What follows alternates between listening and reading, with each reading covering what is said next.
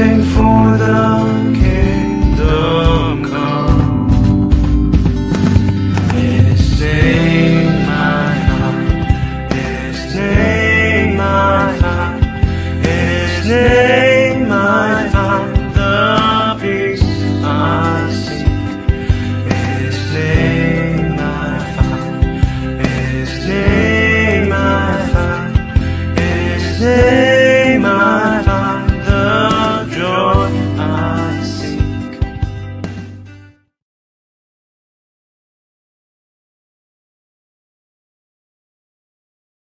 Salam Bapak Ibu yang terkasih dalam nama Tuhan Yesus Kristus. Selamat malam bagi Bapak Ibu semua yang berada di Indonesia. Selamat sore bagi yang berada di Jerman dan sekitarnya. Dan selamat pagi bagi Bapak Ibu yang berada di Amerika dan Kanada. Kita bersyukur kepada Tuhan pada malam hari ini bisa bertemu kembali dalam pembelajaran firman di Zoom Sema Adonai dan di channel YouTube Cahaya Firman.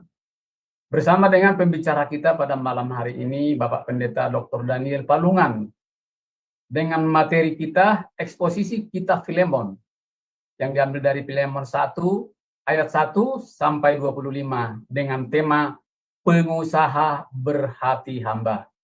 Sebelum memulai pelajaran firman, kita akan awali dengan doa terlebih dahulu. Mari kita berdoa Bapak Ibu. Bapa di sorga yang kami panggil dalam nama Tuhan Yesus Kristus, kami bersyukur Tuhan pada malam hari ini bisa kembali belajar kebenaran firman. Berkati saya Tuhan sebagai moderator, agar bisa memandu pembelajaran firman-Mu ini dari awal pertengahan sampai selesai. Berkati juga tim operator kami yang bekerja di belakang layar, biarlah mereka bekerja dengan tidak ada halangan, dan kiranya Tuhan campur tangan juga. Berkati juga peralatan yang kami pakai, laptop, wifi, handphone, listrik, dan semua peralatan yang berhubungan dengan pembelajaran firman-Mu ini. Kiranya Tuhan campur tolong, campur tangan, agar bisa acara ini berjalan dengan baik. Berdoa juga buat hamba-Mu, Bapak Daniel Palungan, yang menjadi pembicara pada malam hari ini. Kiranya tutup bungkus dengan kuasa Roh Kudus-Mu, agar semua pelajaran firman yang disampaikan boleh berasal daripada Engkau, Tuhan. Berdoa juga buat semua yang mendengarkan di Zoom Sema Adonai, live streaming maupun di channel YouTube Cahaya Firman, kiranya buka hati dan pikiran mereka, agar mereka juga mengerti kebenaran firman.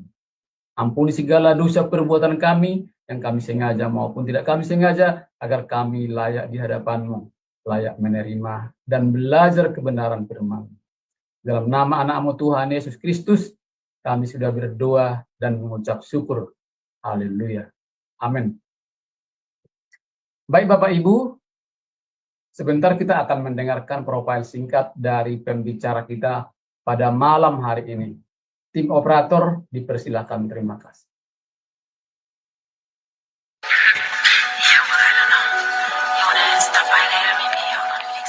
Salam semua, pada kesempatan yang berbahagia kali ini, Sema Adonai akan memperkenalkan pengajar kita, yakni Bapak Pendeta Daniel Palungan. Dan berikut adalah profil singkat dari beliau. Bapak Pendeta Daniel Palungan, MIS MTH Demin, lahir di Tanah Toraja 10 Februari tahun 1960. Pendidikan Teologi, PJAK Seminari Betel, Jakarta, mulai tahun 1981 hingga tahun 1984. FPTII Jakarta, Teologia, mulai dari tahun 1996 hingga tahun 2000. FPTII Jakarta, S2 Misiologi, dari mulai tahun 2000 hingga tahun 2002. FTT Antioquia, TCIST S2 Sistematik Teologi, dari mulai tahun 2001 hingga tahun 2003. FTT Berkat di Ministry tahun 2002 hingga tahun 2004.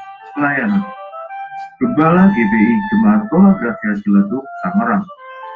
Ketua Bidang Teologia GBI Wilayah 6 DPD Banten mulai tahun 2015 hingga tahun 2023. Pendiri dan Ketua SCT Shalom Nusantara mulai tahun 2001 hingga tahun 2013. Pendiri dan terlibat di divisi O sejak tahun 2021. Gembala di Sema Adonai Ibadah Online. Karya penulis buku Kingdom Speaker. Pedoman praktis menggali Alkitab.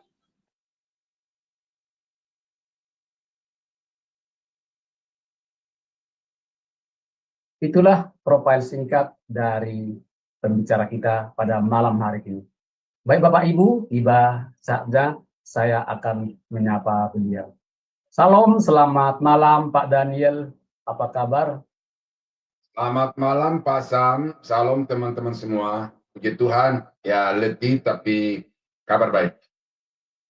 Puji Tuhan, kiranya Bapak selalu sehat terus dan juga dalam penyertaan Tuhan dalam setiap pekerjaan dan pelayanannya. Dan waktu selanjutnya saya serahkan kepada Bapak untuk memaparkan tema kita pada malam hari ini. Waktu dan tempat dipersilakan Pak. Terima kasih.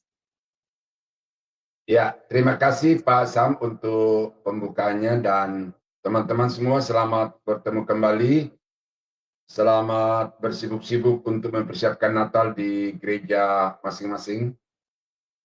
Ya, puji Tuhan. Nah, pada malam ini kita akan membahas satu kitab baru di dalam Alkitab, yaitu surat Filemon. Ya. Kalau kita membaca surat Paulus itu dibagi di dalam dua kelompok, ya, surat kepada jemaat dan surat kepada pribadi-pribadi. Yang pribadi itu seperti Timotius, Titus, Filemon. Ya, kalau jemaat itu ya seperti Kolose, Efesus, Filipi, Korintus, Galatia dan sebagainya. Nah, khusus untuk Filemon, ya, ini satu hal yang sangat menarik karena kita diperkenalkan oleh Paulus tentang satu sosok yang dapat kita jadikan sebagai inspirasi, ya. Jadi Filemon ini seorang tokoh yang patut untuk kita pelajari kehidupannya sehingga kita juga dapat menjadi seorang pelayan Tuhan sekalipun kita bukan orang yang full time yang berprofesi sebagai seorang pendeta. Nah, sebelum saya menguraikan lebih detail lagi Bapak Ibu, ada baiknya saya bacakan ya ayat ini. Ya. Dari Paulus seorang hukuman karena Kristus Yesus dan dari Timotius saudara kita kepada Filemon yang kekasih, teman sekerja kami, dan kepada Apphia saudara perempuan kita, dan kepada Archippus teman seperjuangan kita, dan kepada jemaat di rumahmu. Kasih karunia dan damai sejahtera dari Allah Bapa kita dan dari Tuhan Yesus Kristus menyertai kamu. Aku mengucap syukur kepada Allahku setiap kali aku mengingat engkau dalam doaku, karena aku mendengar tentang kasihmu kepada semua orang kudus dan tentang imanmu kepada Tuhan Yesus. Dan aku berdoa agar persekutuanmu di dalam iman turut mengerjakan pengetahuan akan yang baik di antara kita untuk Kristus. Dari kasihmu sudah kuperoleh kegembiraan besar dan kekuatan, sebab hati orang-orang kudus telah kau hiburkan, saudaraku. Karena itu, sekalipun dalam Kristus aku mempunyai kebebasan penuh untuk memerintahkan kepadamu apa yang harus engkau lakukan, tetapi mengingat kasihmu itu, lebih baik aku memintanya daripadamu. Aku Paulus yang sudah menjadi tua, lagi pula sekarang dipenjarakan karena Kristus Yesus, mengajukan permintaan kepadamu mengenai anakku yang kudapat selagi aku dalam penjara, yakni Onesimus. Dahulu memang dia tidak berguna bagimu, tetapi sekarang sangat berguna, baik bagimu maupun bagiku. Dia kusuruh kembali kepadamu. Dia, yaitu buah hatiku. Sebenarnya aku mau menahan dia di sini sebagai gantimu untuk melayani aku selama aku dipenjarakan karena Injil. Tetapi tanpa persetujuanmu, aku tidak mau berbuat sesuatu. Supaya yang baik itu jangan engkau lakukan seolah-olah dengan paksa, melainkan dengan sukarela. Sebab mungkin karena itulah dia dipisahkan sejenak daripadamu, supaya engkau dapat menerimanya untuk selama-lamanya. Bukan lagi sebagai hamba, melainkan lebih daripada hamba, yaitu sebagai saudara yang kekasih. Bagiku sudah demikian, apalagi bagimu, baik secara manusia maupun di dalam Tuhan. Kalau engkau menganggap aku temanmu seiman, terimalah dia seperti aku sendiri. Dan kalau dia sudah merugikan engkau ataupun berhutang padamu, tanggungkanlah semuanya itu kepadaku. Aku Paulus menjamin dengan tulisan tanganku sendiri. Aku akan membayarnya, agar jangan kukatakan tanggungkanlah semuanya itu kepadamu, karena engkau berhutang padaku, yaitu dirimu sendiri. Ya, saudaraku, semoga engkau berguna bagiku di dalam Tuhan. Hiburkanlah hatiku di dalam kasih Kristus. Dengan percaya kepada ketaatanmu, kutuliskan ini kepadamu. Aku tahu lebih daripada permintaanku ini akan kau lakukan. Dalam pada itu bersedialah juga memberi tumpangan kepadaku, karena aku harap oleh doamu aku akan dikembalikan kepadamu. Salam kepadamu dari Epafras, temanku sepenjara karena Kristus Yesus, dan dari Markus, Aristarkus, Demas, dan Lukas, teman-teman sekerjaku. Kasih karunia Tuhan Yesus Kristus menyertai rohmu. Nah, demikianlah pembacaan kitab Filemon. Ya, hanya satu pasal yang terdiri dari 25 ayat. Nah, mengapa jemaat tidak bertumbuh di dalam pengetahuan Alkitab yang benar?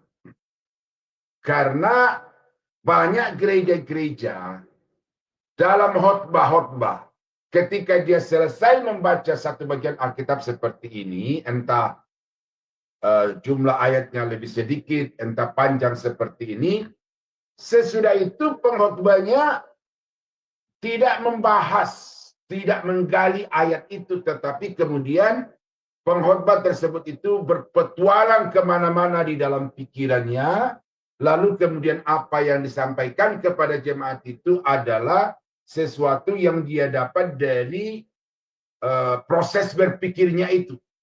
Nah, ini yang membuat jemaat itu tidak mengalami satu dinamika di dalam iman, khususnya di dalam pengetahuan Alkitab, oleh karena memang pendeta-pendeta itu sepertinya tidak merasa perlu untuk menjelaskan satu bagian Alkitab kepada jemaat.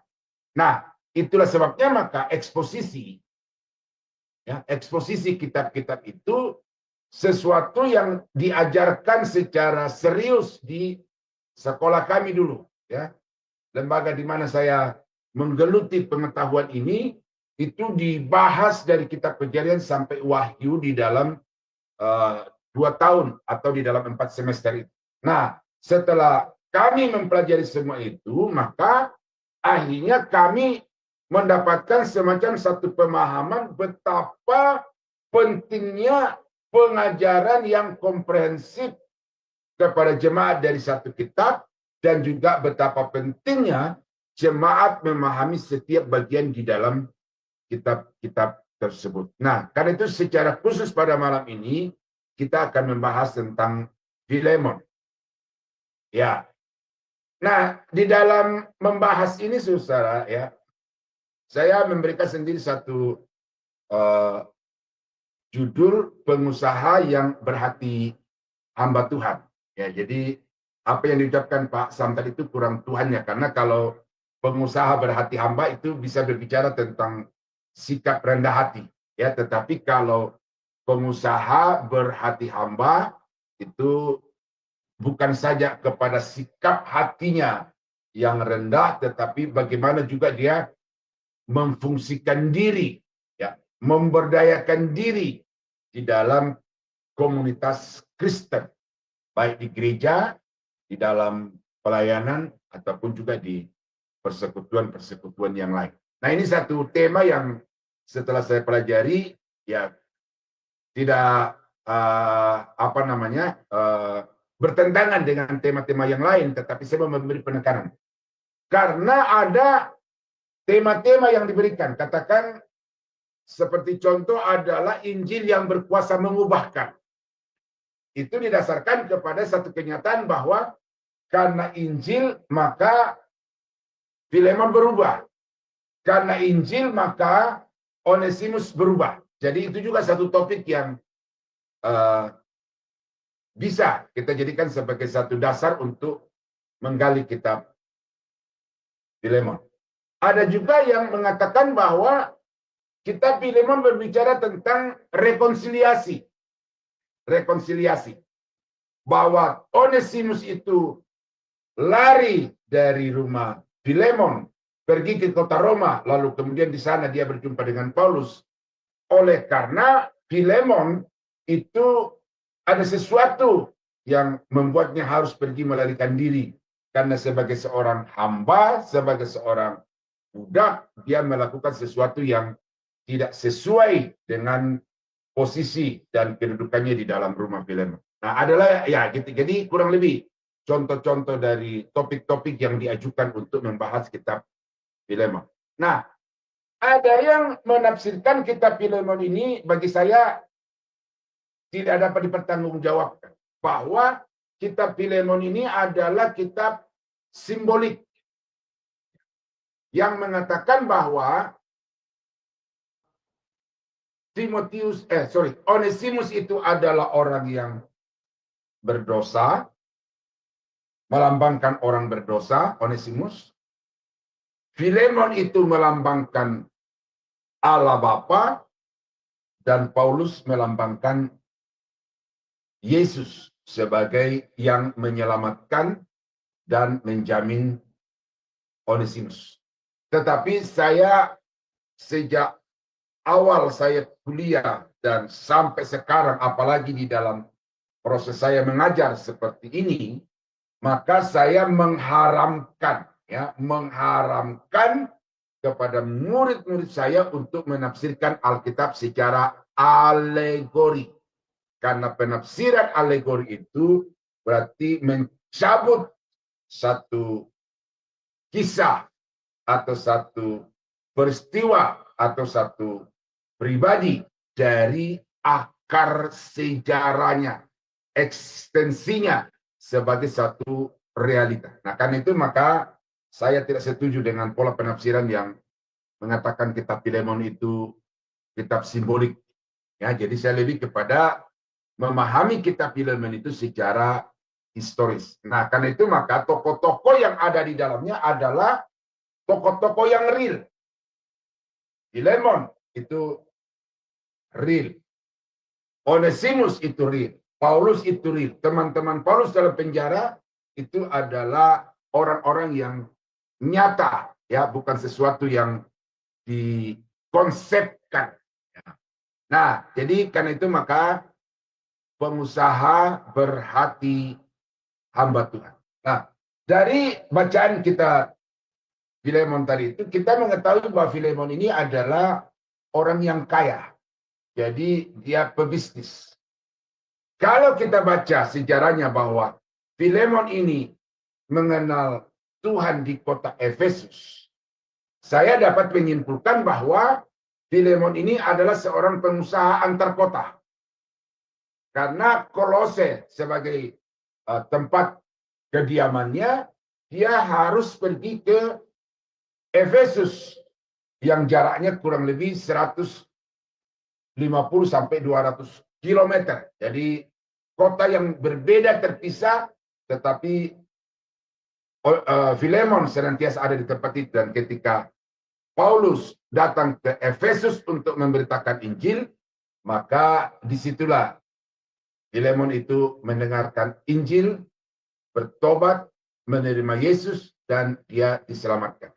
Sesudah dia pulang ke kota tempat tinggalnya, yaitu Kolose, maka sebagai seorang pengusaha yang punya fasilitas, rumahnya itu ya tadi untuk menjalankan bisnis atau tadi untuk bersenang-senang bersama dengan keluarga, tetapi sekarang rumahnya itu dipakai untuk bersekutu. Jadi sesudah dia bertemu dengan Yesus di kota Efesus, dia kembali ke Kolose, rumahnya itu dipakai sebagai tempat untuk membangun satu persekutuan doa.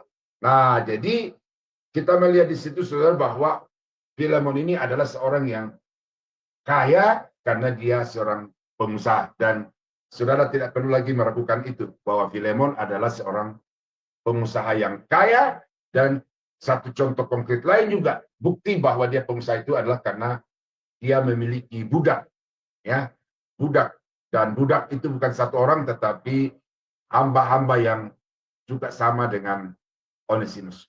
Ya, jadi itu sekedar pengantar dari kitab Filemon. Nah, saya bagi di dalam beberapa pokok ya, paragraf, karena sesuai dengan pokok-pokok bahasa itu saya kelompokkan di situ.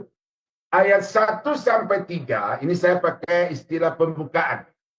Jadi surat ini dari mana? Kepada siapa? Dari Paulus, seorang hukuman karena Kristus Yesus, dan dari Timotius saudara kita, kepada Filemon yang kekasih, teman sekerja kami. Nah, jadi surat ini ditulis ketika Filemon itu sudah terlibat di dalam pelayanan pekerjaan dengan membangun satu komunitas persekutuan di rumahnya, dan dia bekerja untuk membina komunitas itu. Karena itu maka Paulus di sini mengatakan saudara yang kekasih dan teman sekerja. Jadi Paulus melayani Tuhan, Filemon melayani Tuhan. Nah, kemudian di sini ada beberapa nama-nama yang disebut sebagai orang-orang yang juga ada di rumah dari Filemon, yaitu kepada Apia, ya, kemudian kepada Arkhipus, teman seperjuangan kita, dan kepada jemaat di rumahmu. Nah itu. Jadi di rumah Filemon itu ada persekutuan yang dilangsungkan secara rutin, ya, secara rutin. Entah sekali seminggu, tidak ada data dari Filemon ini, tetapi yang pasti bahwa di rumah Filemon itu ada persekutuan, ada kegiatan ibadah. Lalu kasih karunia dan damai sejahtera dari Allah Bapa kita dan dari Tuhan Yesus Kristus menyertai kamu. Ya, jadi Filemon dan semua jemaat yang ada di rumah dan juga teman-teman diaken itu disapa oleh Paulus di dalam salam. Nah, ada teologi di sini yang saya mau bahas di ayat yang ketiga. Siapa Allah? Siapa Yesus Kristus?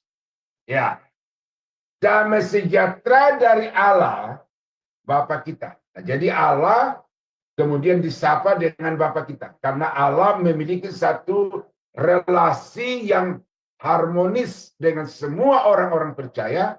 Karena itu Allah itu disebut juga sebagai Bapa. Dalam keberadaannya dia Maha Kudus, tetapi di dalam kasih dan di dalam rancangan-rencananya itu dia bersikap seperti seorang Bapa kepada anak-anaknya atau orang-orang percaya.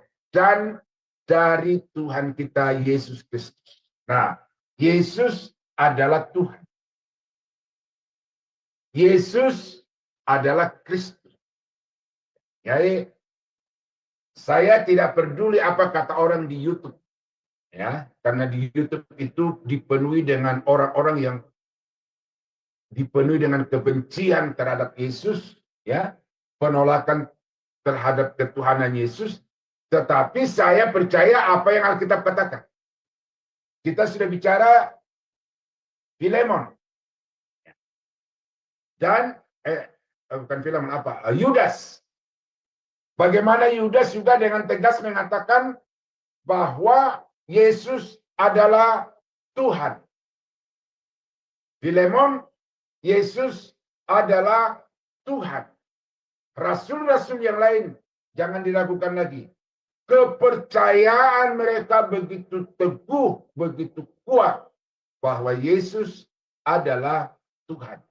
Artinya, kalau dia Tuhan, dia yang berkuasa.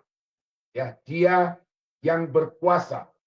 Pemilik atas segala yang ada di atas muka bumi dan yang ada di dalam surga. Dia Tuhan. Kalau dia penguasa, pemilik segala-gala yang ada di surga dan di bumi, itu tidak bisa disangsikan lagi di dalam pemahaman Paulus bahwa Bapa dan anak itu setara, ya, jadi setara. Kemudian Yesus itu adalah Kristus, artinya yang diurapi, ya, dia yang diurapi, dikhususkan untuk menjadi juru selamat. Nah, berarti Yesus di mata Paulus yang diajarkan kepada Filemon bahwa Yesus itu adalah penguasa tertinggi dan Yesus itu adalah juru selamat. Nah, jadi ini teologi yang saudara mesti pegang erat. Begitu saudara menurunkan kadar Yesus dari 100% Allah menjadi 99,99 dan seterusnya, itu berarti iman saudara itu sudah tidak lagi sesuai dengan Alkitab, karena Alkitab mengatakan Yesus adalah penguasa, Yesus adalah juru selamat. Maka sejahtera itu datang dari Bapa, sejahtera itu juga datang dari Yesus. Jadi Bapa dan anak itu merupakan sumber kasih karunia, sumber damai sejahtera, dan juga sumber berkat bagi orang-orang yang percaya kepadanya. Nah, jadi saya mengharapkan dari pembukaan ini, saudara sudah semakin diteguhkan bahwa Yesus itu adalah Tuhan. Ya. Nah, apa yang Paulus juga kemukakan di dalam ayat 4 dan 5 ini berbicara tentang satu tingkat pencapaian iman dari seorang Filemon. Jadi Paulus di sini menyatakan dengan bersungguh-sungguhnya sesuai dengan fakta bahwa Filemon itu telah mencapai satu tingkat iman yang layak untuk dijadikan sebagai barometer kepada jemaat yang lain dan layak untuk disyukuri. Ayat 4 dan 5. Aku mengucap syukur kepada Allahku setiap kali aku mengingat engkau dalam doa. Jadi Paulus itu berdoa pagi, sore, siang, malam. Dan Paulus berkata setiap kali aku berdoa, aku mengingat engkau. Berarti Filemon ini ada di dalam hati Paulus. Ada di dalam hati Paulus, dan karena itu Paulus tidak pernah melupakan. Nah, mengapa Paulus mengucap syukur kepada Allah? Karena Filemon, yaitu yang pertama di sini adalah aku telah mendengar tentang kasih-Mu terhadap semua orang kudus. Pengusaha yang berhati seorang hamba Tuhan. Paulus menemukan di dalam diri Filemon bahwa dia seorang yang penuh kasih kepada semua orang-orang kudus.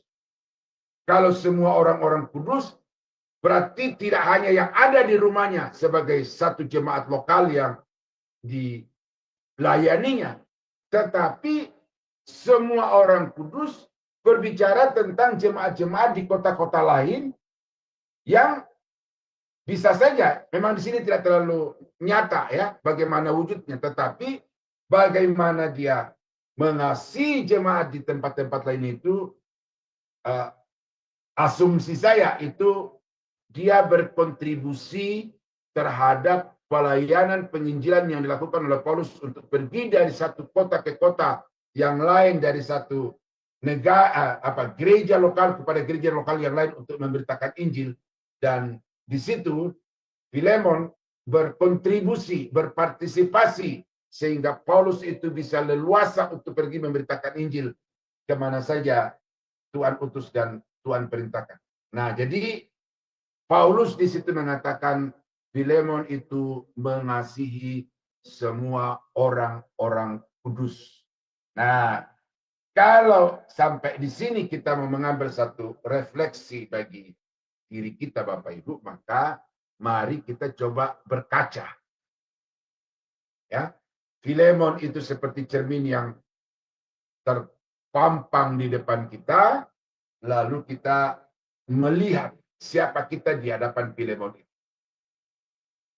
Saya harus mengatakan ini bahwa kasihnya orang-orang Kristen, khususnya di Indonesia itu, terbatas. Ya, terbatas. Hanya di dalam komunitasnya. Kalau ada komunitas-komunitas di luar, itu bagi dia tidak peduli. Bahkan kalau perlu, komunitas yang ada di luar itu ditiadakan saja. Dan biar dia sendiri yang bertumbuh sebagai satu komunitas. Nah, ini penting Bapak Ibu. Karena sekarang ini banyak orang yang sepertinya melayani Tuhan, tetapi sebenarnya hatinya adalah hati pengusaha. Ya, pendeta berhati bisnis.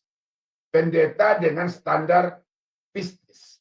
Dan ini rahasia umum. Secara gereja lokal, kompetisi begitu tajam. Secara pendidikan teologi, kursus-kursus Alkitab, kompetisi begitu tajam.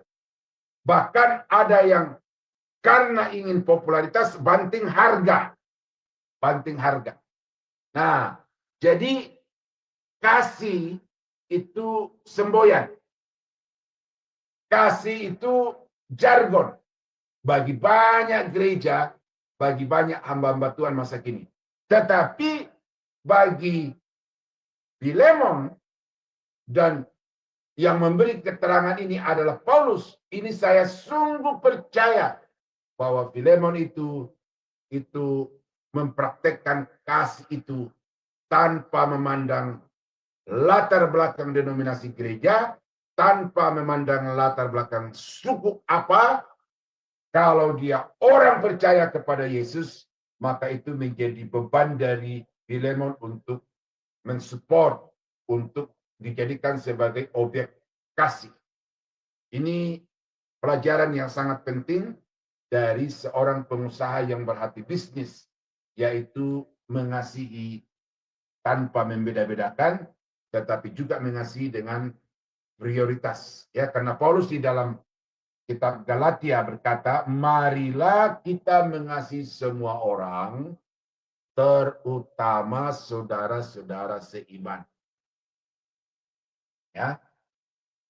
Kalau di dalam gereja lokal kita ada orang-orang yang perlu dibantu, jangan dulu bikin pernyataan mercusuar, mari saudara-saudara kita kumpulkan dana, kita kirim bagi saudara-saudara kita yang ada di Palestina, umpamanya begitu. Karena ada gereja yang dibom, karena ada orang-orang Kristen yang ikut menanggung akibat dari perang antara Israel dan Hamas. Itu pernyataan-pernyataan mercusuar supaya dilihat. Padahal di dalam gerejanya ada banyak orang-orang yang sangat perlu untuk diberdayakan. Ya, kita membuat satu proyek penginjilan, pelayanan kasih kepada orang-orang yang tidak seiman, entah di satu desa, entah di satu komunitas tertentu, kita datang pergi memberikan bantuan-bantuan. Tetapi di kelompok kita sebagai orang Kristen itu kita abaikan. Nah, ini perlu untuk kita pahami bahwa mengasihi semua orang itu adalah perintah Tuhan. Tetapi di dalam Alkitab itu juga memberikan satu stepnya. Step pertama itu adalah saudara-saudara seiman, baru kemudian step berikutnya adalah orang-orang yang tidak beriman. Dan itu yang diterapkan oleh Filemon.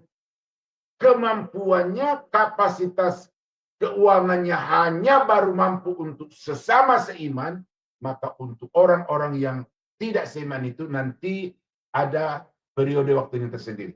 Nah, jadi itulah yang ditemukan oleh Paulus di dalam diri Filemon ini, yaitu bahwa dia seorang yang penuh dengan kasih yang nyata kepada semua orang-orang kudus.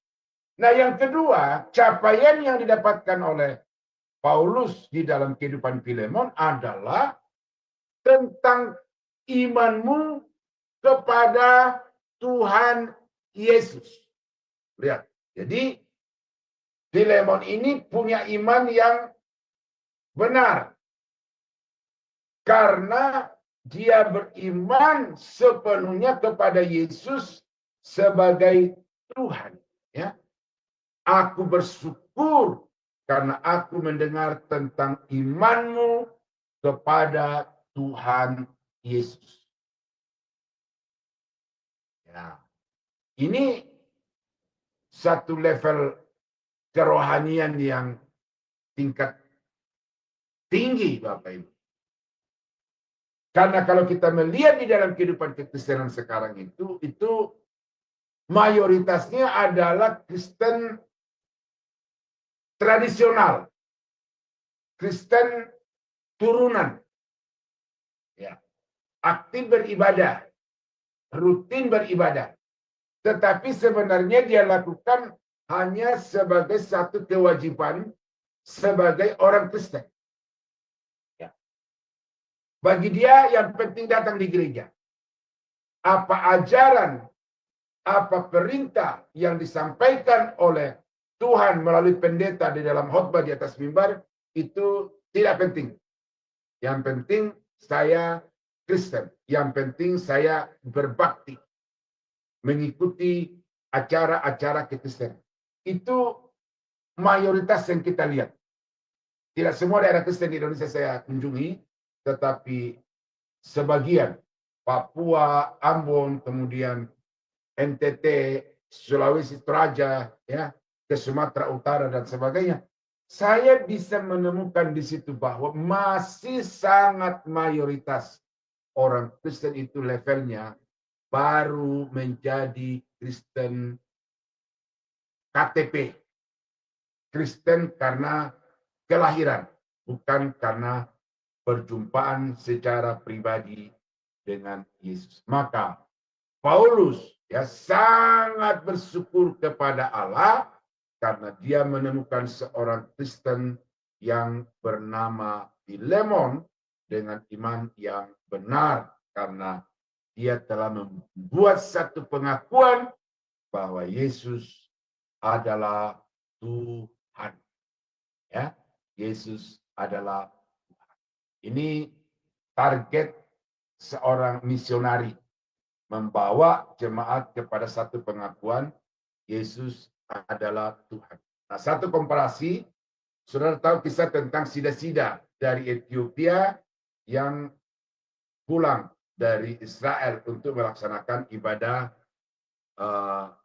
Paskah setahun sekali. Dalam perjalanan pulang ke negerinya, dia dipertemukan dengan Filipus atas pimpinan Roh Kudus. Ketika Filipus selesai memberikan penjelasan tentang ayat yang dibaca oleh sida-sida itu sementara keretanya berjalan, maka sida-sida itu minta dibaptis oleh oleh Filipus. Nah, Filipus sebelum melakukan itu mengajukan satu syarat. Saya baptis dengan catatan engkau percaya. Nah, lalu tanpa dibimbing, tanpa dibuatkan teks, dari mulut sida-sida itu, dia berkata, aku percaya bahwa Yesus adalah anak Allah, bahwa Yesus adalah Tuhan. Saudara baca itu di dalam Kisah Rasul. Nah, jadi saudara, seorang penginjil itu dikatakan berhasil ketika dia telah membawa orang sampai kepada satu pengakuan bahwa Yesus adalah Tuhan. Dan Filemon sampai di situ, ya. Aku mendengar tentang imanmu kepada Yesus Kristus. Ya.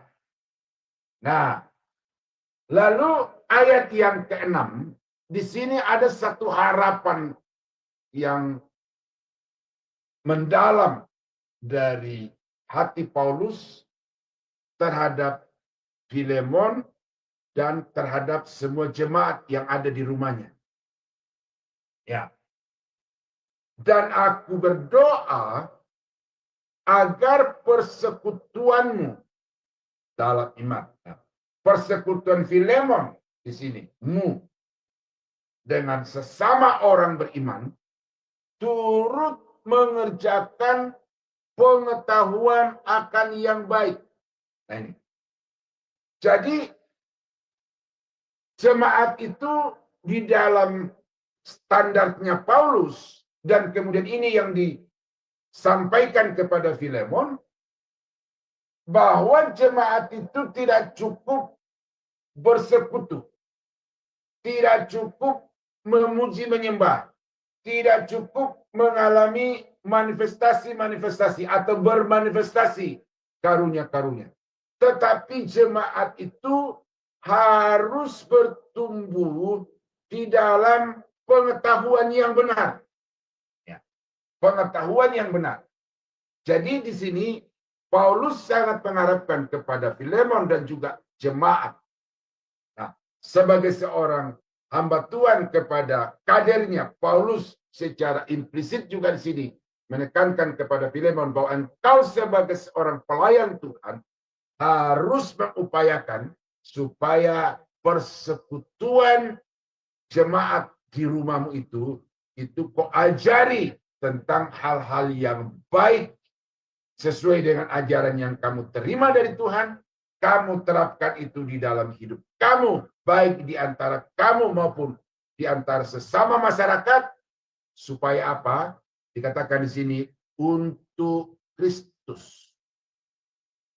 Nah, jadi di sini saudara, ada kalau kita baca versi-versi yang lain di dalam Alkitab, ya, coba saya bandingkan.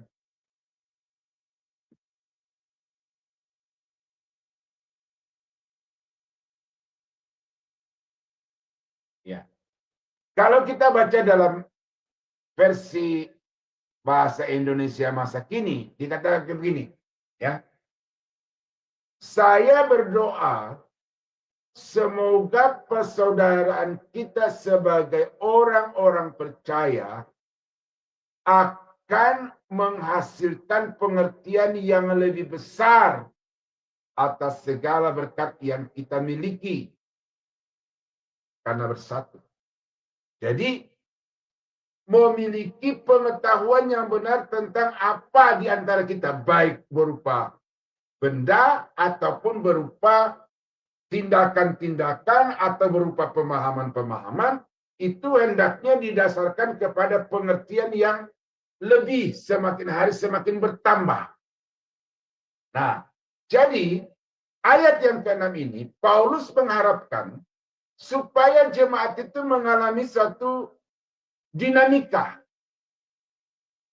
Tidak stuck, tidak mandek, tetapi dinamis. Ada satu pergerakan yang semakin hari semakin bertambah, baik bertambah tinggi ataupun bertambah luas dari hari ke hari. Untuk apa itu? Selain untuk kepentingan jemaat itu sendiri sebagai seorang saksi Kristus, tetapi juga dengan jalan itu mereka mau supaya apa yang mereka lakukan itu, ya Paulus mau supaya apa yang mereka lakukan itu berguna untuk kemuliaan dan kebesaran nama Tuhan. Nah, inilah yang penting saudara untuk kita pahami, dan ini yang kemudian menjadi semacam bahan bakar, ya, kalau kendaraan, ya, bahan bakar yang memberikan kepada saya semacam satu tenaga untuk bergiat di dalam pengajaran, karena jemaat itu harus mengalami satu pertambahan pengetahuan dari hari ke hari. Pengetahuan yang dibangun di atas dasar pengajaran Alkitab. Dan jangan seperti orang Kristen seperti kuda yang dikasih kacamata. Karena di Indonesia banyak jemaat yang fanatik, begitu fanatik terhadap gerejanya, begitu fanatik terhadap pimpinan gerejanya, karena dia hanya melihat satu arah.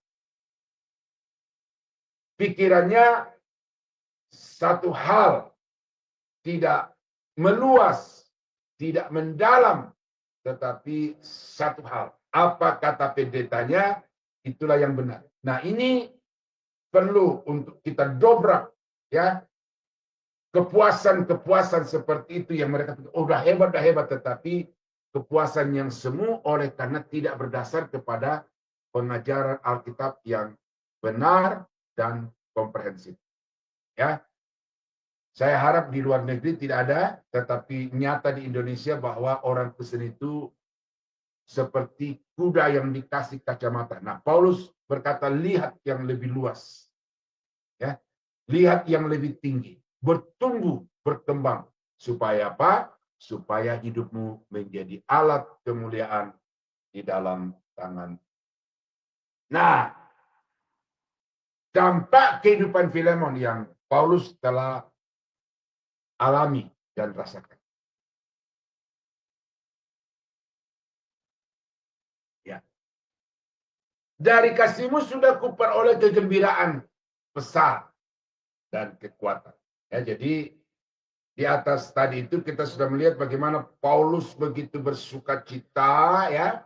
Paulus begitu mengucap syukur sekalipun dia ada di dalam penjara, terbelenggu, terkungkung, hak-haknya sebagai manusia itu dirampas, tetapi ketika dia melihat Filemon itu, Paulus merasa kuat, Paulus merasa merdeka, karena sukacitanya itu tidak tergantung kepada situasi, tetapi kegembiraannya itu salah satunya tergantung atau terpengaruh dari hasil pencapaian pelayanannya di dalam kehidupan Filemon.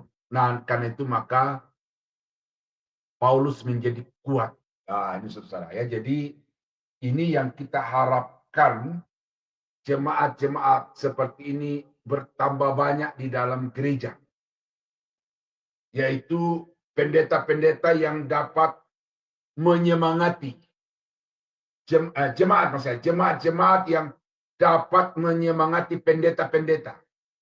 Jemaat-jemaat yang memberikan kekuatan, support kepada pendeta-pendeta, sehingga pendeta itu dapat terus melayani Tuhan, eksis di ladang Tuhan, sekalipun banyak penderitaan, banyak persoalan. Dan itu Paulus terima, alami dari kehidupan Filemon. Nah, bagaimana wujudnya? Yaitu dikatakan bahwa Filemon ini menghibur hati saudara-saudara seiman, orang-orang kudus, baik anggota persekutuan di rumahnya ataupun juga di tempat-tempat lain kemana dia pergi menjalankan bisnis. Di sana dia melaksanakan tugas juga sebagai seorang hamba Tuhan, yaitu memberikan penghiburan, memberikan semangat kepada jemaat-jemaat yang terpuruk di dalam persoalan dan masalah kehidupan ini. Nah, jadi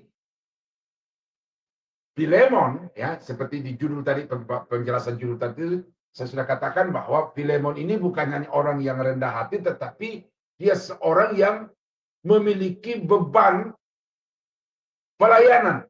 Dan karena itu walaupun dia pengusaha, tetapi dia mengambil tanggung jawab di dalam pelayanan, dan karena itu hidupnya berdampak bukan saja secara ekonomi, tetapi juga secara rohani kepada orang-orang kudus. Dan ini sangat dirasakan oleh Paulus. Nah, jadi saudara-saudara kekasih dalam Tuhan, ini penting bahwa tidak harus dilantik sebagai pendeta, tidak harus dilantik sebagai gembala sidang oleh organisasi tertentu, lalu mengambil bagian di dalam pelayanan. Tetapi apapun profesi, pekerjaan yang saudara geluti hari demi hari, di dalam profesi itu, saudara bisa mendapatkan satu peluang untuk kemudian melaksanakan fungsi penggembalaan kepada orang-orang percaya yang lainnya. Nah, dengan demikian, saudara-saudara, maka beban Paulus untuk melayani jemaat-jemaat di berbagai tempat itu dengan sendirinya berkurang, oleh karena diambil sebagian oleh Filemon untuk diemban di dalam pembaktian dirinya kepada Tuhan. Ya, jadi saudara harus tahu bahwa pendeta itu tidak bisa bekerja sendiri.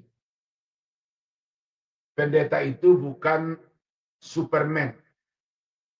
Pendeta itu ada kapasitasnya, ada batasnya. Nah, bagaimana supaya pendeta itu tidak cepat letih, lesu, lelah, loyo? Maka jemaat perlu berkontribusi di dalam pelayanan pendeta itu dengan mengambil bagian-bagian yang bisa dilakukan tanpa harus dilakukan lagi oleh seorang pendeta. Katakanlah membesuk jemaat. Kalau seorang pendeta harus mengunjungi semua jemaat, maka bisa dibayangkan kalau jemaat itu sudah ratusan, apalagi ribuan, maka berkunjung ke rumah jemaat saja itu sudah mempercepat kematian pendeta itu. Apalagi kalau pendeta harus konseling pranika, harus katekisasi baptis. Pendeta harus melayani pelayanan kematian. Pendeta harus melayani pastoral dan lain sebagainya. Kalau itu ditanggung oleh seorang pendeta secara sendiri, jangan heran kalau tiba-tiba pendeta itu mati berdiri di atas mimbar. Ya, saya prediksi bahwa ada banyak pendeta-pendeta yang mati mendadak di atas mimbar itu adalah karena keletihan. Ya, salah satu teman saya yang meninggal di Kalimantan karena dia keletihan. Nah, jemaat bisa mengambil porsi-porsi tertentu untuk meringankan pendeta itu, tetapi juga sekaligus memaksimalkan potensi diri dan memaksimalkan pelayanan kepada Tuhan. Jadi jangan tunggu harus disuruh, jangan tunggu harus ditugaskan, tetapi cari, temukan apa yang saudara bisa lakukan dan lakukan dengan sepenuh hati. Itu akan meringankan pendeta-pendeta, tetapi saudara kemudian mengambil satu peluang untuk melayani Tuhan secara benar, baik, dan sesuai dengan harapan.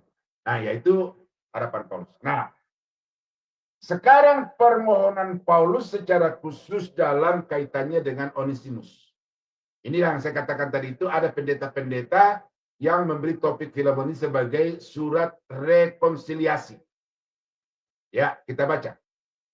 Karena itu, ya, jadi Paulus sudah melihat bagaimana tulusnya kasih Filemon itu kepada jemaat-jemaat dan bagaimana kasihnya itu kepada Tuhan. Itu Paulus sudah yakin bahwa Filemon tanpa diminta pun kalau dia bertemu dengan Onesimus, dia akan memperlakukan Onesimus itu secara baik, ya. Tetapi Paulus di sini melakukan sesuatu itu secara prosedural, ya. Sekalipun di dalam Kristus aku mempunyai kebebasan penuh untuk memerintahkan kepadamu apa yang harus engkau lakukan. Tetapi mengingat kasihmu, lihat, mengingat kasihmu itu, lebih baik aku memintanya daripadamu. Aku Paulus yang sudah menjadi tua, lagi pula sekarang dipenjarakan karena Kristus Yesus. Nah, jadi di sini Paulus klaim bahwa dia punya otoritas untuk memerintahkan sesuatu kepada Filemon. Itu biasa sebagai seorang senior hamba Tuhan kepada junior pelayan-pelayan yang lain.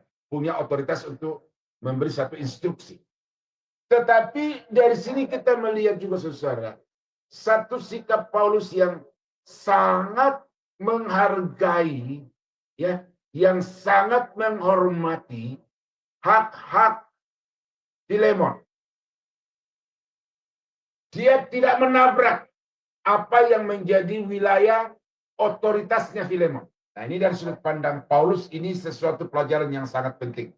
Ya, jangan bersikap diktator, walaupun kau punya hak untuk itu. Tetapi hargai hak orang-orang lain, bahkan yang paling kecil, yang paling rendah di pemandangan kita. Sama seperti Paulus sangat menghargai Filemon. Namun dari sisi Filemon, apa yang menjadi dasar Paulus untuk mempercayai itu? Karena dikatakan karena Filemon itu sudah dipenuhi dengan kasih Kristus, kasih agape.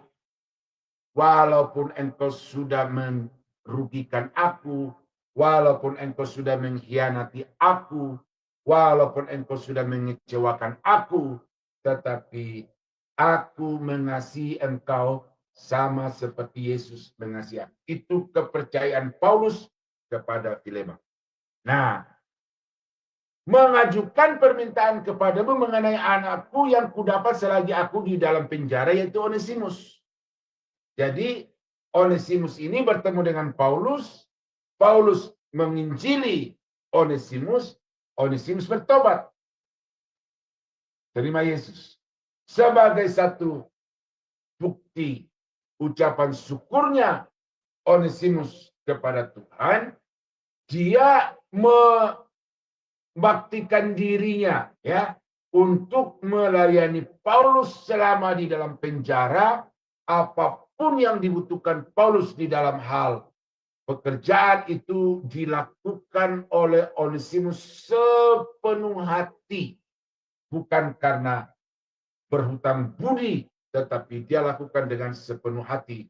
Seperti seorang anak kepada orang tuanya. Maka Paulus mengatakan kepada Filemon bahwa Filemon itu adalah anakku. Bahkan Filemon itu adalah buah hatiku. Ya, jadi Onesimus mengalami satu pemulihan hidup, ya, karena Injil yang didengar melalui Paulus. Ya, jadi topik tentang kuasa Injil yang menyelamatkan itu juga cocok untuk kitab Filemon. Nah, dahulu memang dia tidak berguna bagimu. Tidak berguna karena dia tidak melaksanakan tugasnya seperti yang diharapkan oleh seorang majikan kepada pembantunya atau seorang tuan kepada budaknya. Tetapi sekarang Onesimus sangat berguna bagimu dan bagiku. Dulu dia tidak berguna, sekarang berguna. Ini satu topik yang menarik juga ini. Dulu tidak berguna, sekarang sangat berguna. Apa sebabnya?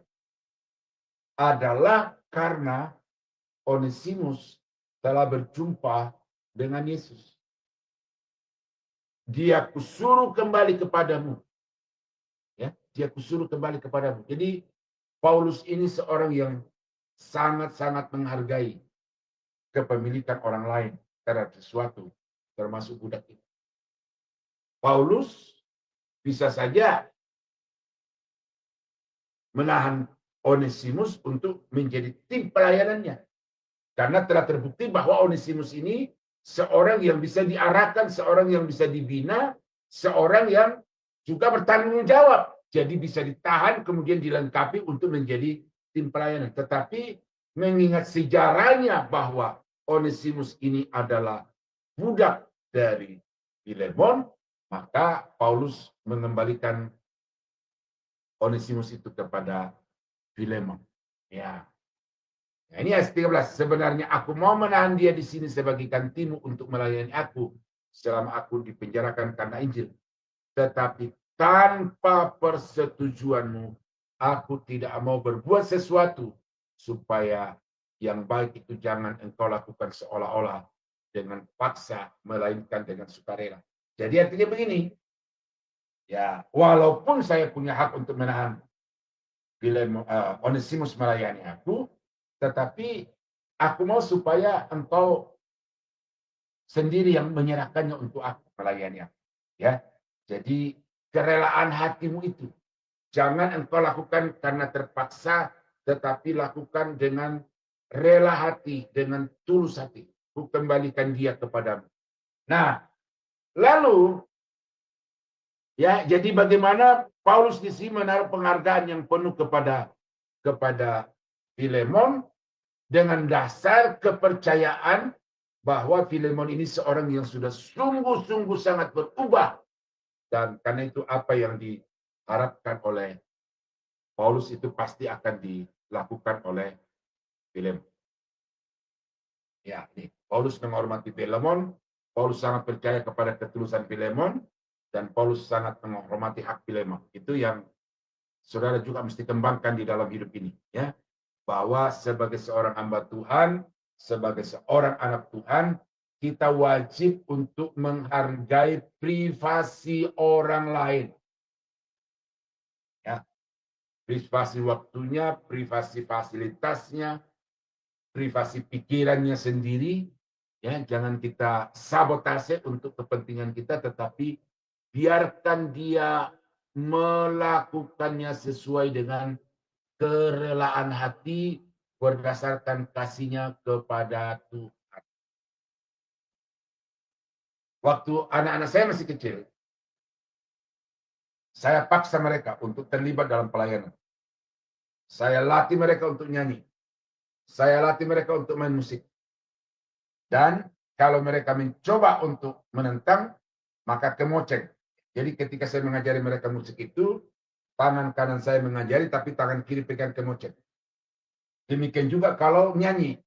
Saya suruh mereka menyanyi, dan selain saya pegang musik untuk mengiringi, ada juga kemoceng di situ, supaya dia serius. Nah, batas-batas tertentu itu ada semacam pemaksa. Nah, itu dari segi ilmu pendidikan itu ada fase-fase di mana kita berlaku diktator terhadap seorang murid. Tetapi pada level-level tertentu, ya, seorang guru harus berada di belakang dan murid di depan. Artinya bahwa murid ini diberi kepercayaan untuk mengembangkan potensi pengetahuan yang dia sudah dapat. Sama seperti Paulus, pendidik, guru. Dia tahu ini saatnya untuk memberikan kepada Filemon kebebasan untuk dia mengembangkan pengetahuan yang dia dapat. Ini kesempatan untuk memberi kesempatan kepada Filemon untuk dapat dilihat dari belakang hasil apa yang telah dicapai melalui pendidikan yang dilangsungkan beberapa waktu sebelumnya. Nah, jadi Paulus sebagai seorang bapak rohani, Paulus sebagai seorang pendidik, ini dia kembangkan begitu baik. Aku punya otoritas atas dirimu, tetapi aku tidak mau diktator terhadap kamu. Aku berikan kesempatan untuk engkau berpikir sendiri, melakukan sesuatu dari hatimu, dan lakukan dengan tujuan seperti yang kau maksud. Nah, itu sampai di ayat itu ya, 14. Nah, sekarang apa yang Paulus harapkan dari pertemuan kembali antara Filemon dan Onesimus? statusnya tidak berubah. Ya, perhatikan Bapak Ibu, status tidak berubah. Dulu Filemon adalah majikan, tuan, ya bukan majikan, tuan, pemilik atas Onesimus sebagai budak. Dan itu satu tatanan sosial yang memang ada pada masa itu. Ada budak, ada pemilik budak-budak. Nah, sekarang apakah status itu hilang? Tidak. Dulu Filemon adalah tuan, dulu Onesimus adalah budak, sekarang Filemon adalah tuan, Onesimus adalah budak. Statusnya tetap. Saudara baca di dalam kitab Kolose, surat Paulus juga kepada hamba-hamba. Hai hamba-hamba, tunduklah kepada Tuhanmu, bukan hanya yang baik tetapi juga kepada yang bengis. Hai hamba-hamba, lakukanlah segala sesuatu seperti untuk Tuhan. Layani Tuhanmu seperti yang kau melayani Tuhan. Jadi status tuan dan budak itu tidak dihilangkan. Tetapi yang Paulus harapkan di sini adalah, ya, sebab mungkin karena itulah dia dipisahkan sejenak daripadamu, supaya engkau dapat menerimanya untuk selama-lamanya. Bukan lagi sebagai hamba, melainkan lebih daripada hamba, yaitu sebagai saudara yang kekasih. Bagiku sudah demikian, apalagi bagimu, baik secara manusia maupun di dalam tubuh. Nah, jadi dulu Onesimus itu bekerja dengan status budak.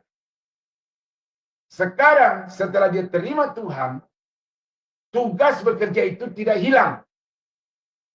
Tugas bekerja itu harus tetap dilakukan oleh Onesimus kepada Filemon, tetapi dasarnya sudah berbeda. Dasarnya adalah karena pembaktian diri kepada Tuhan. Dari sisi Filemon, dulu dia dapat memperlakukan Onesimus seperti umumnya tuan kepada budak. Bisa disiksa, dianiaya, bahkan kalau perlu dibunuh. Tidak ada hukum yang mengena kepada pemilik. Nah, tetapi sekarang sebagai seorang tuan Kristen, maka perlakukan Onesimus itu sebagai seorang saudara. Dia harus bekerja, tetapi dia bekerja tidak lagi sebagai budak yang terpaksa, tetapi dia bekerja sebagai seorang saudara yang melakukan sesuatu secara tulus dan penuh kasih. Bukan hanya secara manusia, tetapi juga terlebih secara iman. Ya. Ini saya baca dulu Kolose 3 ayat 9 sampai 11 ya. Kolose 3 ayat 9 sampai 11.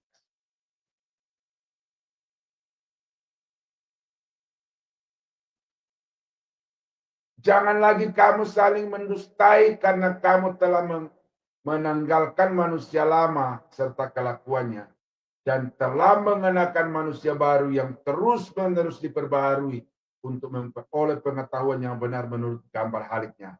Dalam hal ini tidak ada lagi orang Yunani atau Yahudi, orang bersunat atau orang tak bersunat, orang barbar atau orang Skit, orang budak atau orang merdeka, tetapi Kristus adalah semua dan di dalam segala sesuatu. Nah, jadi itu dasarnya Paulus mengembalikan Onesimus kepada Filemon dengan satu keyakinan bahwa Filemon adalah hamba Kristus, Onesimus sekarang juga adalah hamba Kristus, maka kalau keduanya dipertemukan kembali, walaupun statusnya pemilik dan hamba itu tidak hilang, tetapi kemudian jalinan hubungan di antara mereka itu sudah tidak lagi sama seperti tuan dan budaknya, tetapi sebagai saudara di dalam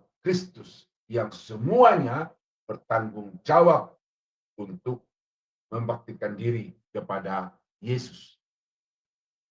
Nah, ini yang dijadikan dasar sebagai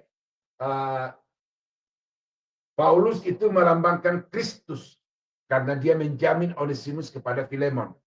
Seperti Kristus menjamin kita kepada Bapa di surga. Tetapi saya tidak mau ke situ, ya. Saya sudah katakan tadi. Nah, sekarang Paulus memberikan satu garansi, ya, garansi bahwa memang Paulus ini serius untuk mengembalikan Onesimus kepada Filemon.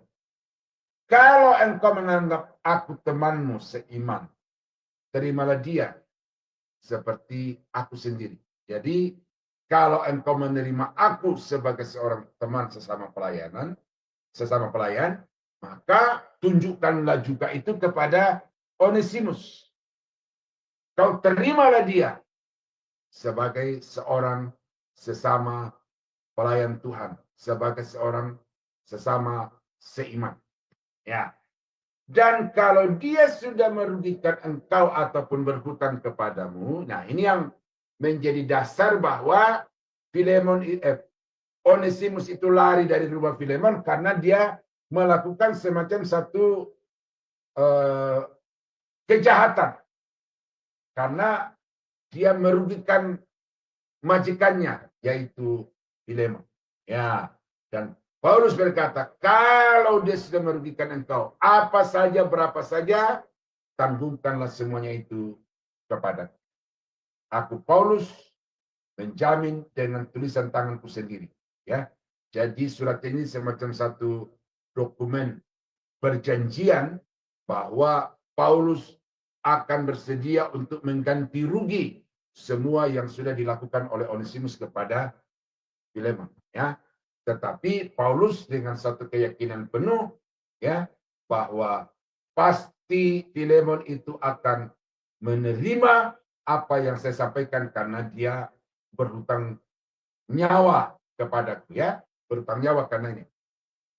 Aku membayarnya agar jangan kukatakan tanggungkanlah semuanya itu kepadamu karena engkau berhutang kepadaku, yaitu dirimu sendiri. Nah, jadi saudara kita melihat di sini bagaimana Paulus, ya, dia menghargai Filemon, dia sangat mengharapkan supaya ada satu hubungan yang Kristiani di antara Filemon dan Onesimus, dan kemudian Paulus agak sedikit di sini memberikan satu peringatan kepada Filemon bahwa kalau sampai engkau tidak terima apa yang aku tawarkan ini, engkau harus ingat bahwa engkau itu bisa mengenal Tuhan karena pelayanan yang kulakukan. Ya, jadi Paulus, ya, memberikan garansi kepada Onesimus bahwa dia itu orang yang sudah sungguh-sungguh berubah. Ya, ini penting, ya. Saya berbincang-bincang dengan seorang mantan satu manajer di PT Garuda. Lalu dia berkata begini, bahwa salah satu syarat untuk kita bisa menerima karyawan itu adalah kita harus ketahui siapa yang rekomendatornya. Kalau dia direkomendasi oleh orang yang memang kredibel, ya berarti orang ini telah teruji. Nah, jadi Paulus di sini juga menjadikan dirinya sebagai satu rekomendator. Ya, Filemon, jangan engkau ragu, jangan engkau takut untuk mengambil Onesimus ini, karena dia sudah terbukti selama dia ada bersama dengan saya, dia akan berdedikasi dengan tulus, dia akan bekerja dengan penuh tanggung jawab, dan karena itu terima dia. Nah, jadi itu jaminan yang diberikan oleh Paulus kepada Onesimus supaya dia diterima kembali oleh Filemon. Nah, harapan pelayanan yang berkelanjutan. Jadi di sini kita melihat bahwa Filemon ini oleh Paulus tidak hanya diharapkan melayani sampai hari itu. sampai tahap itu. Tetapi bahwa ke depan masih ada pelayanan-pelayanan yang dapat kita kerjakan secara bersama-sama. Walaupun engkau tidak bisa pergi bersama-sama dengan aku dalam satu tim dari satu kota ke kota lain untuk memberitakan Injil, tetapi ada sesuatu yang bisa kau lakukan. Nah, ayat yang ke-20 sampai 22. Ya, saudaraku. Ya, ini dia menyapa Filemon di sini dengan satu sapaan yang lebih akrab lagi. Semoga engkau berguna bagiku di dalam Tuhan. Hiburkanlah hatiku di dalam Kristus. Kalau ayat-ayat di atas itu kita sudah melihat bagaimana Paulus merasa terhibur. Paulus sangat dikuatkan oleh pelayanan Filemon. Nah, sekarang ini ke depannya, ya. Jadi tidak hanya menengok masa lalu tetapi melihat ke depan. Dengan percaya kepada ketaatanmu, kutuliskan ini kepadamu, aku tahu lebih daripada permintaanku ini akan kau lakukan. Ya, permintaan tentara menerima Onesimus, tetapi juga di dalam hal pelayanan. Ayat 22. Dalam pada itu bersedia jugalah memberi tumpangan kepadaku, karena aku harap oleh doamu aku akan dikembalikan kepadamu.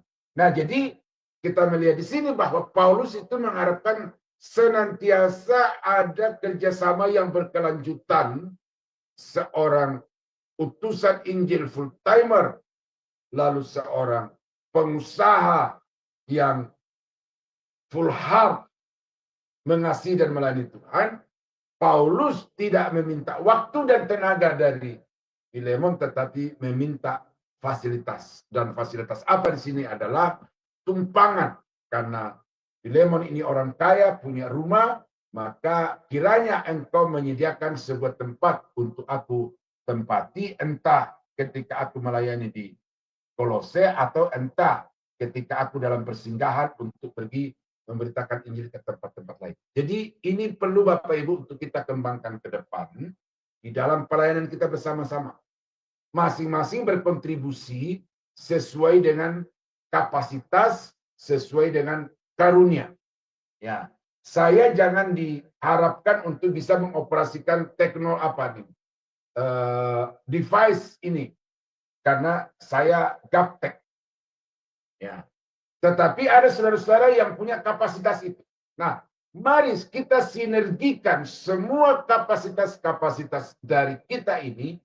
Dan saudara, kalau kita berkontribusi sesuai dengan karunia-karunia kita, maka akan ada satu sinergi yang memiliki kekuatan yang dahsyat. Memiliki kekuatan yang dahsyat. Ya, saya ingat guru saya ketika dia mengajar tentang kepemimpinan, lalu dia ajarkan tentang sinergi. Bahwa seorang pemimpin tidak akan mungkin bisa bekerja sendiri. Karena itu dia butuh pengikut. Dia butuh orang lain untuk bisa membuatnya tetap menjadi pemimpin yang hebat. Maka ada sinergi. Nah, dia kasih contoh. Bahwa kalau ada seorang yang mampu untuk mengangkat beban seberat 50 kilo.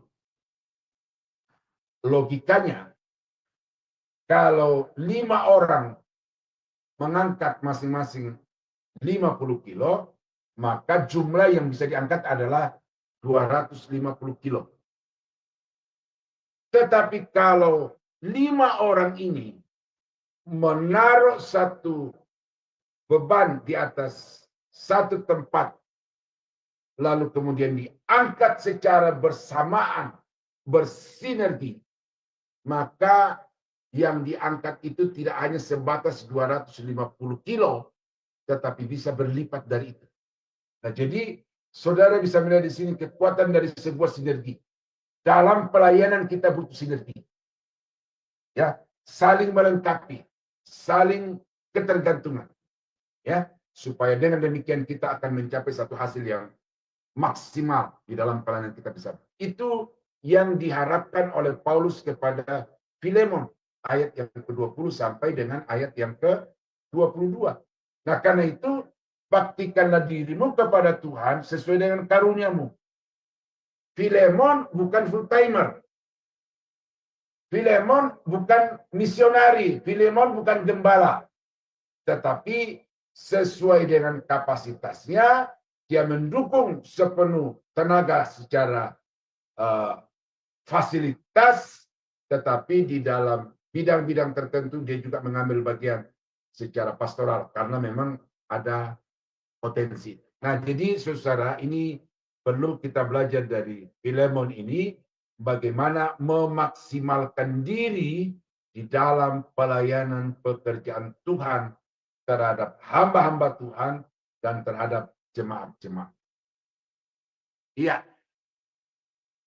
Nah, ayat yang ke-23 sampai 25 ini penutup dari surat Paulus, tetapi di dalam bagian ini saudara kita melihat adanya satu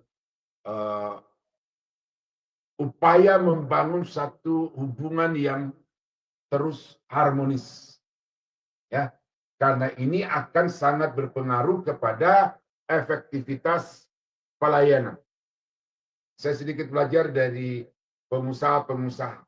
Ya, mengapa ada yang namanya gathering, kebersamaan, bersama-sama pergi ke luar kota, bersama-sama pergi ke taman. Karena tujuannya supaya di antara sesama karyawan, antara atasan dan bawahan ini ada semacam satu hubungan yang mencair. Kita tidak bekerja di dalam satu sistem, kita tidak hanya bekerja di dalam level-level tertentu, tetapi mari kita menghilangkan sistem, mari kita menghilangkan level dengan saling mengasihi, saling berrelasi satu dengan yang lain secara harmonis. Itu pengusaha-pengusaha sekuler. Dalam gereja juga seperti itu. Tim pelayanan seperti itu.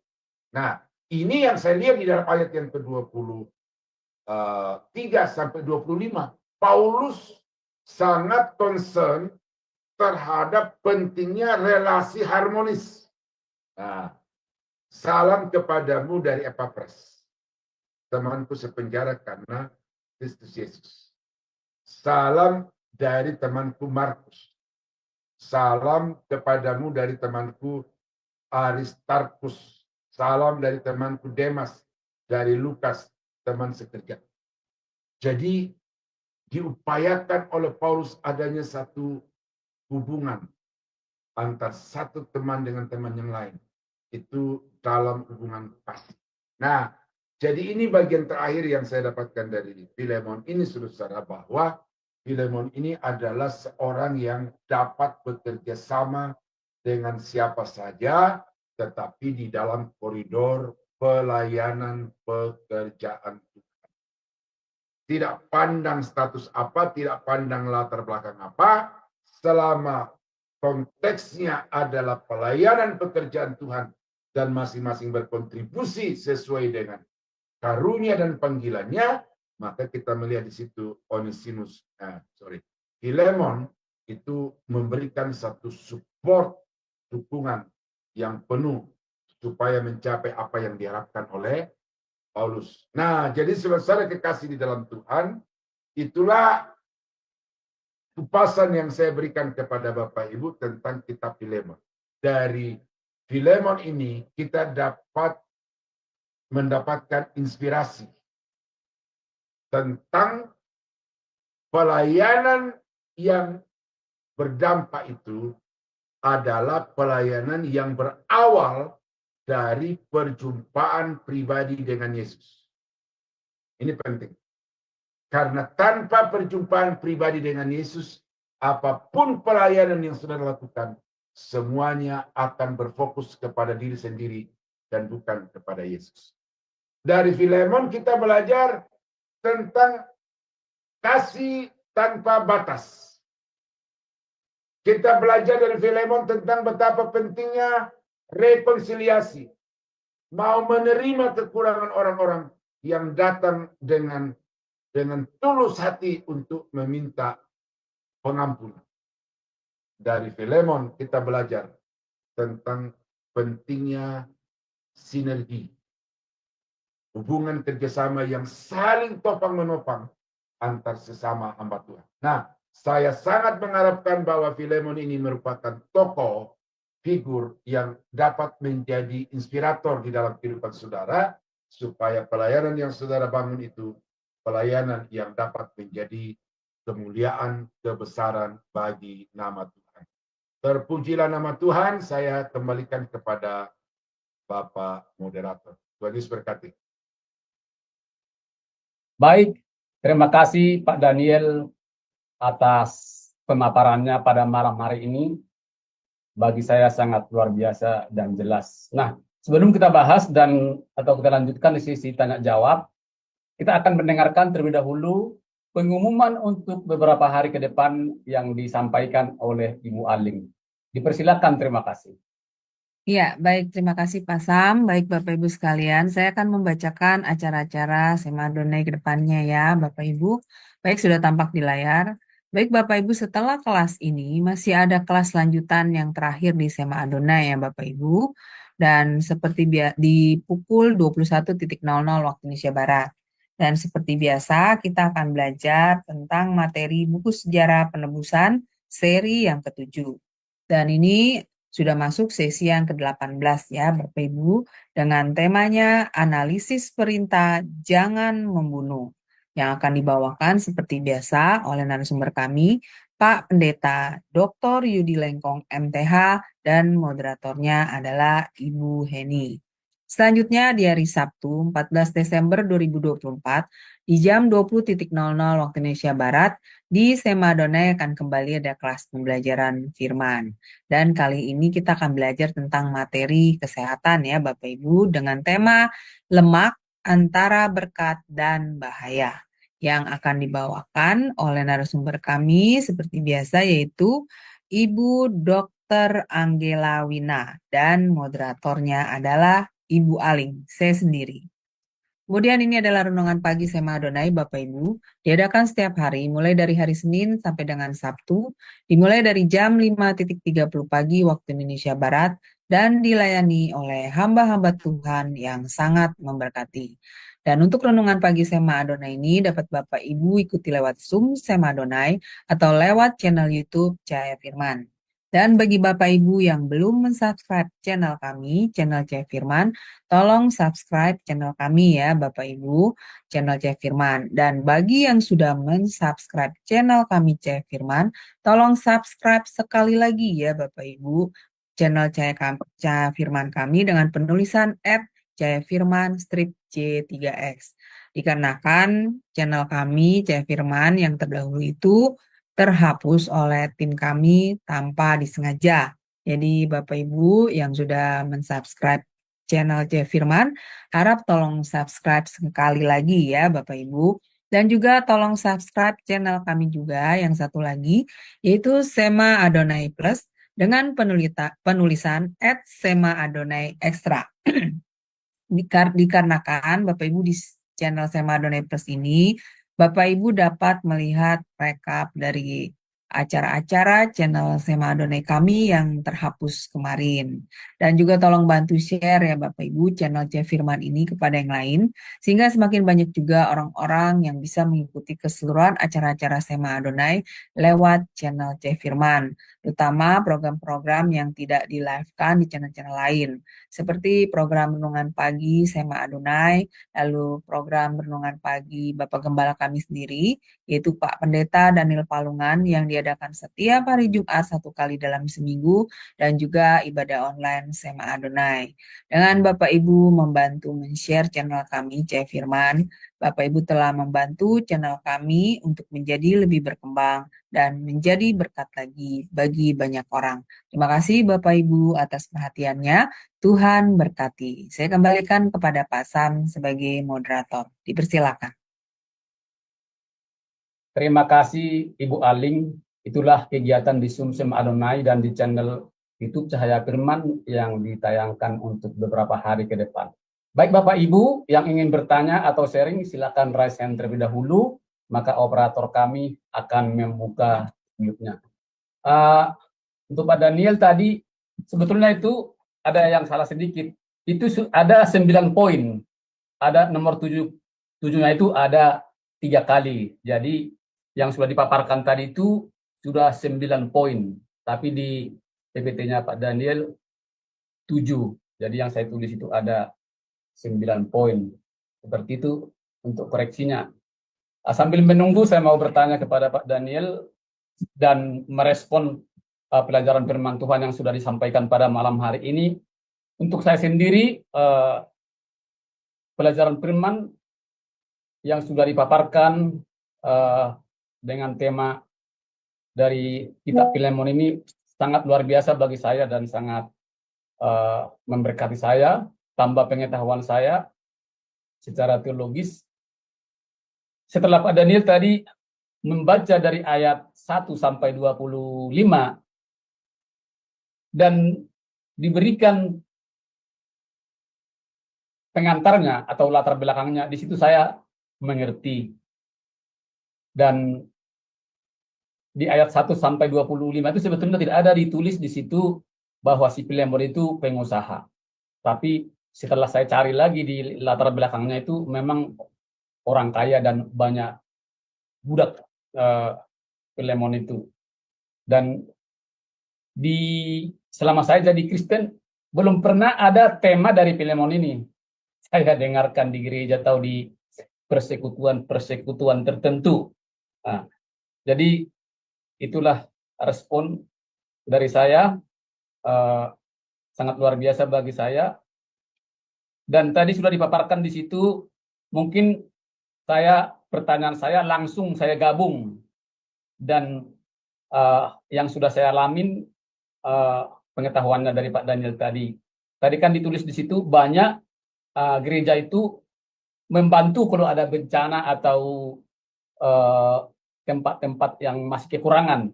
Padahal di sekitar kita itu masih banyak yang kurang. Itu memang terjadi di beberapa gereja seperti itu. Itu nomor yang kedua itu. Yang ketiga itu, tadi kan sudah dipaparkan Pak Daniel, membantu gembala itu. Itu memang sangat luar biasa. Tapi sebagian gembala itu mungkin tidak mau mendelegasikan kepada jemaatnya. Sebagian Pak ya, sebagian. Jadi gembala itu terlalu capek. Seperti itu kan. Jadi yang dipaparkan Pak Daniel sebetulnya harus didelegasikan atau jemaat itu membantu. Jemaat itu juga kadang-kadang takut meminta untuk membantu. Yang keempat ini, kenapa dibilang Filemon itu berhutang kepada Paulus? Kan seperti itu kan. Apakah karena semestinya si Filemon itu harus datang melayani Paulus di penjara di Roma itu, di ayat 13 itu tadi saya kurang menanggap. Jadi pertanyaan saya itu mungkin kalau bisa diingat Pak Daniel, langsung dijawab semuanya. Bagi saya sangat luar biasa. Walaupun saya bisa menulis tadi sampai 9 poin itu, saya akan tonton lagi pelajaran yang sudah disampaikan Pak Daniel. Terima kasih Pak Daniel. Silakan. Ya, jadi saya mulai dari kata berhutang di situ, bukan berhutang materi, tetapi secara psikologi. Itu pasti Filemon akan merasa ada semacam satu hubungan yang istimewa antara Paulus dengan Filemon, karena Paulus menginjil, dari penginjilan Paulus itulah maka Filemon bisa mengenal Tuhan. Nah, pada umumnya orang-orang Kristen itu akan menaruh satu kesan yang khusus bagi orang-orang yang darinya dia bisa mengenal Tuhan. Seperti saya sangat terkesan dengan pendeta Dr. Yakob Nahuai, karena ketika dia datang mengadakan kebaktian kebangunan rohani di Papua, Jayapura, itu melalui dialah saya bisa merasakan hadirat Tuhan di dalam hidup saya, lalu kemudian meneguhkan panggilan saya untuk melayani. Jadi saya menganggap Pak Yakob Nahuai itu Bapak rohani saya, dan saya tidak bisa membuat sesuatu apapun untuk membalas apa yang dia telah lakukan itu.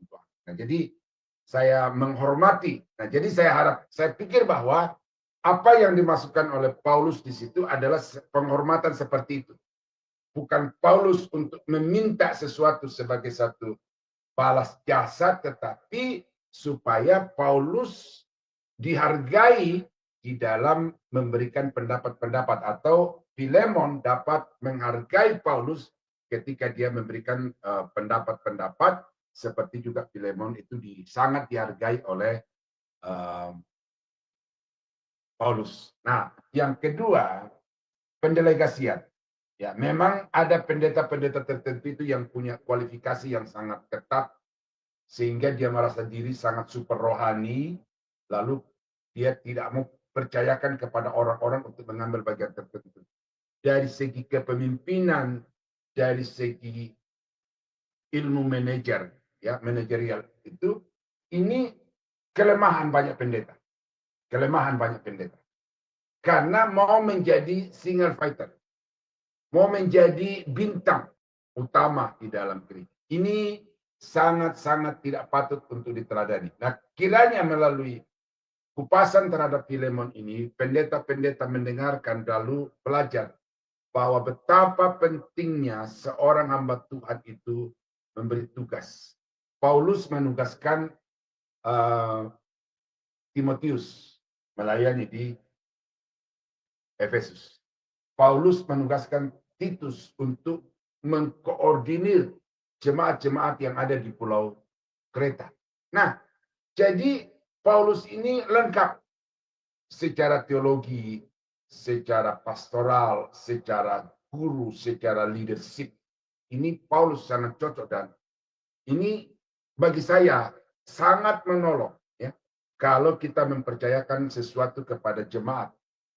Di samping dia meringankan tugas seorang gembala, jemaat itu seperti dipaksa untuk dia berkembang. Nah, jadi kan itu nanti kalau Pak Sam sudah jadi gembala, dorong jemaat untuk mengambil satu tugas sebagai tanggung jawab pengabdian dirinya kepada Tuhan. Nah, kemudian mengenai membantu di saat-saat ada bencana alam, ya itu sesuatu yang kalau bisa semua jemaat melakukannya, tetapi jangan dilakukan hanya berdasarkan emosi. Nah, lalu kita melakukan itu secara terprogram. Ya.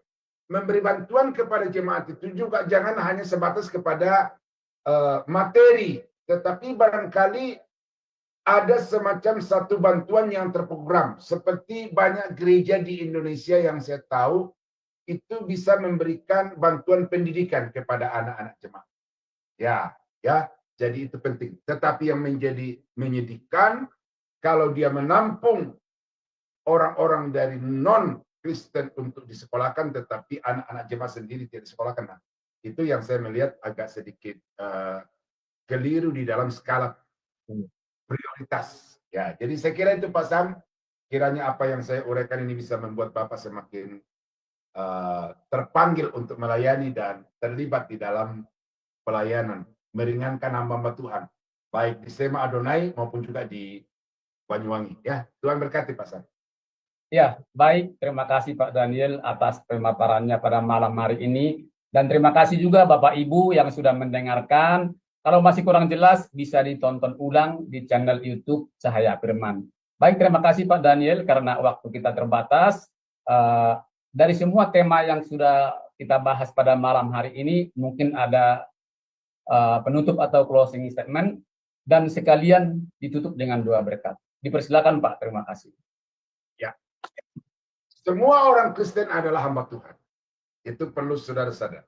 Ya, kita semua dipanggil untuk membaktikan diri kita kepada Tuhan di dalam kapasitas dan di dalam bidang-bidang tertentu yang Tuhan percayakan. Karena itu, apapun yang Tuhan percayakan kepada saudara, ambil itu sebagai satu anugerah, ambil itu sebagai satu peluang untuk saudara bisa Filemon telah melakukan itu. Onesimus telah melakukan itu. Apapun pekerjaan dalam kerangka membaktikan diri kepada Tuhan, sebenarnya itu adalah pelayanan. Jadi jangan saudara berpikir bahwa pelayanan itu adalah mimbar. Ya, pelayanan itu adalah panggung, tetapi pelayanan itu lebih kepada fungsi yang nyata di tengah-tengah jemaat. Jadi apa yang Tuhan percayakan, itu saya menghimbau sebagaimana Filemon, mari kita melakukannya dengan penuh kasih, penuh tanggung jawab, dan juga dengan dedikasi sepenuh kepada Tuhan. Tuhan Yesus memberkati, mari kita tunduk kepala, kita berdoa. Bapa di surga, terima kasih pada malam ini kami sudah berdiskusi tentang tokoh yang begitu juga sangat penting di dalam Alkitab dan sangat menjadi berkat bagi banyak orang di segala abad, segala tempat. Tolong kami Bapa supaya sesudah kami mempelajari tentang Filemon ini, kami mendapatkan inspirasi supaya kami dapat melayani Engkau sebagaimana yang Tuhan kehendaki di dalam hidup kami. Terima kasih untuk semua teman-teman yang sudah membantu terlaksananya pelayanan ini. Apapun yang mereka telah lakukan ya Tuhan, kiranya itu seperti Filemon yang melakukan apa yang dia bisa lakukan untuk kemuliaan nama. Jemaat-jemaat juga yang sudah mendengarkan, Bapa, bukakan pikiran, bukakan hati mereka untuk menerima Engkau sebagai Tuhan dan Juru Selamat secara pribadi. Dan supaya mereka juga dapat bertumbuh secara pengetahuan tentang hal-hal rohani. Dan dengan demikian mereka dapat menjadi alat kemuliaan di dalam tangan-Mu. Sebentar kami akan mengakhiri pembelajaran pada malam ini, Bapa. Kiranya Tuhan terus memberkati kami di dalam semua yang kami kerjakan, agar hidup kami juga semakin hari semakin berguna bagi kemuliaan nama Tuhan. Pelajaran selanjutnya kami serahkan kepadamu. Semua orang yang terlibat, hamba-Mu yang akan mengampu, dan rekan-rekan yang akan mendukung secara teknologi dan juga di dalam bidang pelayanan yang lain. Tuhan tolong mereka supaya mereka melakukan ini hanya untuk hormat kebesaran nama Tuhan. Kami akhiri kelas pembelajaran pada malam ini dalam nama Yesus Tuhan dan Juru Selamat kami. Saudara-saudara sidang jemaat yang dikasihi Tuhan, kiranya anugerah dari Allah Bapa di dalam surga, damai sejahtera dari Tuhan kita Yesus Kristus, serta persekutuan kuat kuasa Roh Kudus, kiranya menyertai kita sekalian dari sekarang sampai selama-lamanya. Dalam nama Yesus, kami akhiri pembelajaran kami pada malam ini. Haleluya. Amin. Amin. Baik Pak Daniel, terima kasih pengajarannya pada malam hari ini. Kiranya menjadi berkat bagi semua kami yang mendengarkan di Zoom maupun di live streaming. Terima kasih juga Bapak Ibu, sampai di sini pembelajaran kita pada malam hari ini. Sampai jumpa pada Januari tahun 2025. Selamat malam, Tuhan Yesus memberkati. Salam.